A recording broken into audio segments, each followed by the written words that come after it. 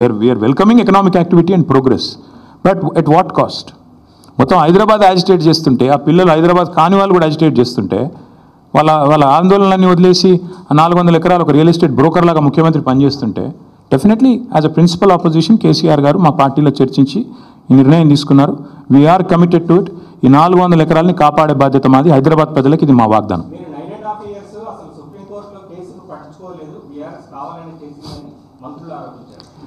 మంత్రులు నేనేమంటున్నా అంటే వారికి పాపం విషయం తెలియదు.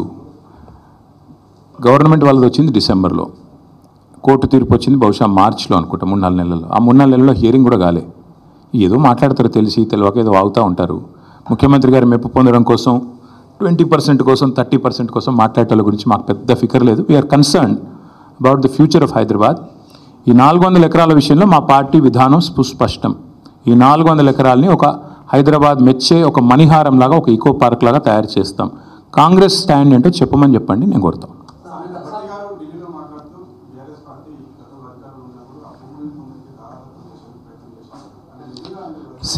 అధికారంలో వాళ్ళు ఉన్నారు, వాళ్ళు ఎవరికి దారాదత్తం చేశాం? ఇది గాలి మాటలు మాట్లాడి గాలి మోటార్లో తిరిగి ఇట్లా పోతారు వీళ్ళు. ఎప్పుడో ఏమన్నా అంటే ఎన్ని రోజులు మాట్లాడతారు ఈ గాలి మాటలు? ప్రభుత్వంలో ఉన్నారు, బాధ్యతగా పనిచేయండి, వాళ్ళు దగ్గర పెట్టుకొని పనిచేయండి.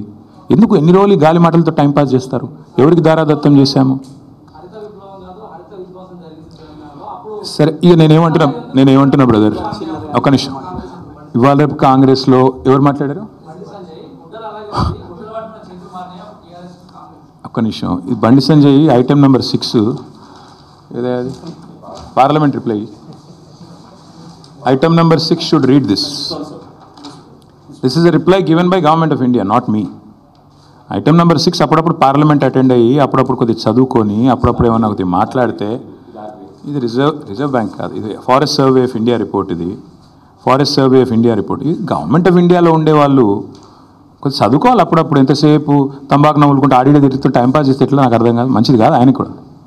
ఇప్పుడు చదువుకోమని చెప్పండి కొద్దిగా. ఇప్పుడే చెప్పాను మీరు వినలేదు కాక, మీరు వినలేదు. మేము కూడా గవర్నమెంట్కి కావాల్సినంత టైం ఇస్తున్నాం. ఏప్రిల్ 7th నాడు కోర్టు కూడా ఉంది. 7th ఏప్రిల్ నాడు మళ్ళీ కోర్టు కూడా వింటుంది. ఈరోజు కూడా కోర్టు వింటున్నట్టుంది. 24 hours ఇచ్చినట్టున్నారు కోర్టు కూడా టైము. ఈ ప్రభుత్వానికి కోర్టులు అంటే కూడా గౌరవం లేదు. మార్చ్ 29 నాడు బిల్ ఫైల్ అయితే ఒక ఫౌండేషన్, ఒక NGO ఫైల్ చేస్తే వాటా అని చెప్పి ఎన్వైరన్మెంటల్ ఇంపాక్ట్ అసెస్మెంట్ చేయకుండా విధ్వంసం చేస్తున్నారని వాళ్ళు ఫైల్ చేశారు. గవర్నమెంట్లో ఉన్న వాళ్ళు ఏం చేయాలండి? బాధ్యతగా ఒక రిబట్టల్ కానీ కౌంటర్ కానీ సబ్మిట్ చేయాలి. వీళ్ళు ఏం చేసినారు?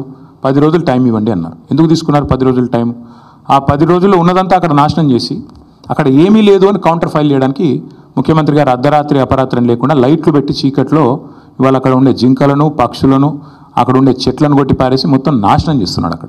ఇది నేను చెప్పడం కాదు, పిల్లలు 5 డ్రోన్లు ఎగిరేసి షూట్ చేసినారు. మన ముఖ్యమంత్రి గారు చాలా సుభాషితాలు, ప్రవచనాలు చెప్పినారు అసెంబ్లీలో. ఏమన్నారు?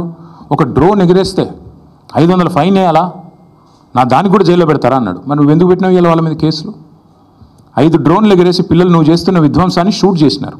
మేము చేయలేదు, మీరు చేయలేదు. సారీ, మీడియా మీ పని చేయలేదు, మేము ప్రతిపక్షంగా మేము కూడా ఆడబోయి లొల్లి పెట్టలేదు. ఎందుకంటే ఆ పిల్లలు కొట్లాడుతున్నారు, దాన్ని మలినం చేయొద్దని మేము దూరం ఉన్నాం. ఈరోజు నేను అడుగుతున్న ముఖ్యమంత్రిగా 5 డ్రోన్లు ఎగిరేసి నువ్వు చేస్తున్న విధ్వంసాన్ని షూట్ చేసిన పిల్లల మీద కేసు ఎందుకు పెట్టినావు? మరి 2 పిల్లల్ని జైలుకు పంపినాడు ఈ ముఖ్యమంత్రి, PhD స్కాలర్స్ని. ఎందుకు పంపావు? పెద్ద పెద్ద మాటలు మాట్లాడే ముఖ్యమంత్రి.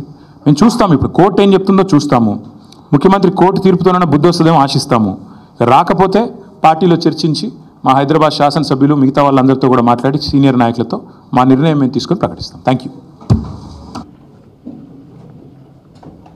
ప్రతిఘటన